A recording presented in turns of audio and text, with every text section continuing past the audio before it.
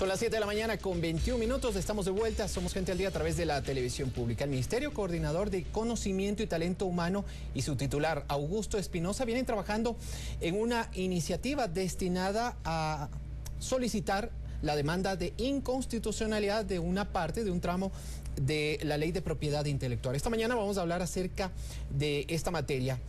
Doctor Espinosa, muchísimas gracias por estar presente esta mañana con nosotros. Cuéntenos hacia dónde apunta esta demanda de inconstitucionalidad. Bienvenido. Buenos días, Néstor. Muchas gracias por la invitación. Primero apunta a democratizar el uso del conocimiento. En el país, en el año 98, en mayo de 98, se publicó la Ley de Propiedad Intelectual, y esta Ley de Propiedad Intelectual va mucho más allá de los acuerdos internacionales que tiene vigente el país. Va mucho más allá en el sentido de proteger el usufructo del conocimiento en beneficio fundamentalmente de las transnacionales, de los dueños del capital.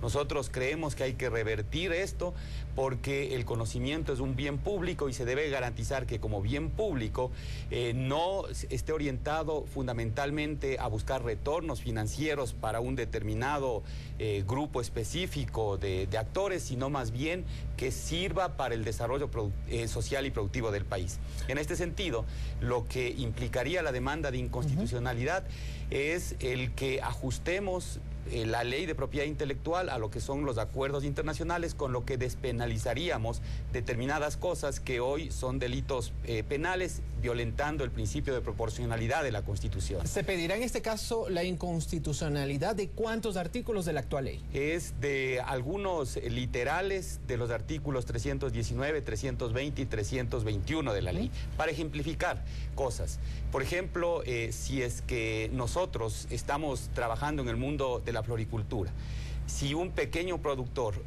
usa una determinada variedad vegetal y comienza a exportar esa variedad, es decir, una variedad de rosas, por ejemplo, comienza a exportar, el dueño de la obtención vegetal, es decir, el dueño de esa variedad, le podría demandar penalmente y no solo civilmente.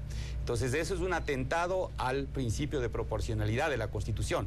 Establezcamos diferencias. Por ejemplo, si es que yo estoy exportando una variedad que se llame Rafaela, esta variedad que se llame Rafaela, yo puedo como productor exportar al extranjero, y el hecho de que yo exporte al extranjero no le está significando al dueño de la variedad el que él no pueda vender esa variedad como obtención vegetal. No, venderle a los productores, a otros productores, es decir, no le estoy quitando la propiedad de la variedad. Lo que sí yo debería hacer es pagarle a este obtentor una regalía por el uso de esa variedad vegetal. Entonces, pero ya no cárcel en este caso. Claro, pero ya no cárcel. Él podría demandar, se garantizaría el derecho a la propiedad, pero no implicaría que me demande penalmente porque usé la variedad vegetal. Donde sí se mantiene la penalización, es decir, se podría juzgar como delito penal si es que yo, por ejemplo, diría esta variedad vegetal, esta variedad Rafaela es de mi propiedad, y como es de mi propiedad yo le vendo a otro productor para que pueda explotar, es decir, me estaría apropiando de una creación intelectual. Entonces hay que diferenciar esto. Apropiarse de una creación intelectual sí es un delito penal, pero usar una propiedad intelectual no implica un delito penal, sino un delito, no más que delito, una sanción por la vía de lo civil. Estamos claros luego de esta explicación, doctor. ¿Por qué la vía de una demanda de inconstitucionalidad y no una reforma a la ley?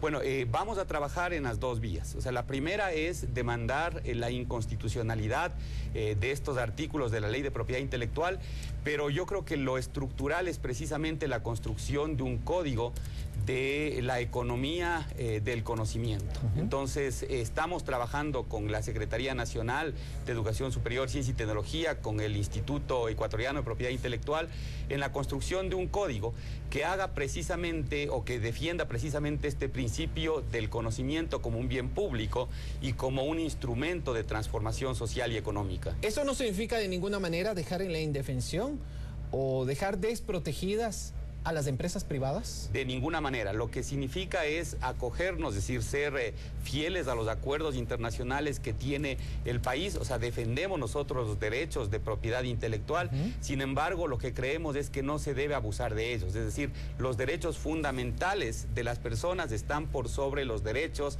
del patrimonio derivado de la propiedad intelectual.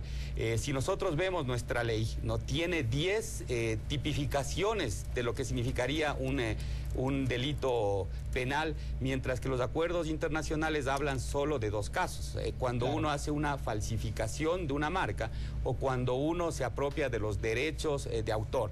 ¿Y por qué esto? Porque en esos 2 casos sí se atentaría contra un interés social. O sea, por ejemplo, si yo falsifico la marca de un medicamento, evidentemente puedo causar un perjuicio social. Si es que yo me apropio del derecho de un autor, estoy causando un perjuicio social y en esos casos cabe que se haga una demanda penal. Pero si es que yo estoy usando una variedad de flores para producir y generar empleo, o sea, no tiene nada que ver con un delito penal. Ahora, estas reformas o esta reforma o esta demanda de inconstitucionalidad que se está planteando desde el Ministerio Coordinador de Conocimiento y Talento Humano, en el mercado local, ¿en qué áreas tendría incidencia? Por ejemplo, usted ya me habló del tema de medicamentos, el tema de medicamentos, también el tema de flores. ¿En qué otros campos, por ejemplo? Bueno, prácticamente en toda la vida económica y social. O sea, si nosotros, por ejemplo, usamos un fertilizante, entonces también los fertilizantes pueden tener marcas, ¿no? Entonces, en todos los ámbitos de la actividad económica está implícita la propiedad intelectual. Y de hecho nosotros en este proceso de transformación de la economía hacia una economía y una sociedad basada en el conocimiento, o sea, creemos que estos temas son los temas más trascendentes porque podrían implicar el freno al avance en este tránsito. Ministro, finalmente, ¿esto cuándo va a ser presentado y cómo avanzan las conversaciones ya para que pueda ser puesto en marcha? Bueno, esto va a ser, está entregada ya a la Secretaría Nacional Jurídica, a la Secretaría Jurídica de la Presidencia. Están haciéndose los últimos ajustes y probablemente sea el propio presidente el que presente la demanda de inconstitucionalidad. Bueno, ministro, muchísimas gracias por haber estado presente esta mañana. Lo esperamos en una próxima ocasión para seguir hablando acerca de lo que ha sido su gestión en estos 2 meses. Muchas gracias, Néstor, y siempre a las órdenes. Ha sido Augusto Espinosa, ministro coordinador de Conocimiento y Talento Humano, en torno a lo que va a ser esta demanda de inconstitucionalidad.